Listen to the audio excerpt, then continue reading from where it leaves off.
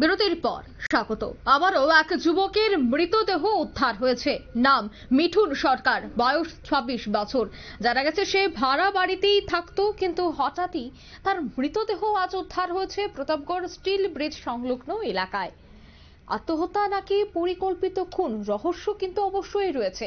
Police তদন্ত করছে। প্রত্যক্ষদর্শীরা সে দেহ দেখা মাত্রই সঙ্গে সঙ্গে খবর দেয় পুলিশকে। পুলিশ ঘটনাস্থলে উপস্থিত হয় এবং সেই মৃতদেহ উদ্ধার করে ময়নাতদন্তের জন্য হাসপাতালে নিয়ে যায়। পরিবার পরিজনকে খবর দেওয়া হয়েছে, কিন্তু প্রতাপগড় হাওড়া ব্রিজের উপর স্টিল ব্রিজের এই ঘটনাকে কেন্দ্র করে রীতিমতো চাঞ্চল্য।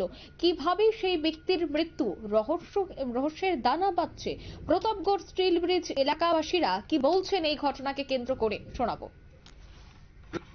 আমি গেছি দোকানে যাওয়ার পরে আমি সব কিছু রেডি করি দোকানে, আমি বিভিন্ন দোকান কাজ করি। এখন মাইয়া ফোন করছে, ভাইয়া ফাঁসি লাগছে। কোন জায়গা হয়েছে? স্টিল বিক্রি। তখন আমি বুঝলাম আইতে, মালিক আইছে না, মালিক আইছে দিয়ে মালিক হয়েছে যাও। আয়েশের ছেলের কি অবস্থা পাইছে? অত লট কেনা পাইছে। এটা কি কোনো কাজের সঙ্গে নাকি? না না, ও যেন এরকম মানে আত্মহত্যা করার কারণটা কি? কেমন কম স্যার? বাড়ির মধ্যে কোনো মানে সমস্যা? না না না, এমনি কোনো। আমার এক ছেলে আর কি তা করবো, আমার নাতি একটু কি করতো ছেলে? হয়তো বাঙ্গাচড়া চুকাইতো। আপনার ছেলের বউ কোন? ছেলে বউ তো 1 বছর ধরে ইয়ার লোকে ধরবা কইরা গেছে, গেছে গা? কই আছে এখন? কইতাই না কইছে বাপের বাড়িতে আছে না অন্য কারোর বাপের সঙ্গে? বাড়িতে। আচ্ছা, ছেলের বউদের খবর দিছে? না, আমি আজকে সকালবেলা আমি কেমনে খবর দিব? কি মনে হয় মানে বউ না থাকার কারণে কি আত্মহত্যা করতে পারে? কেমনে কমবো স্যার? আপনারা সঙ্গীত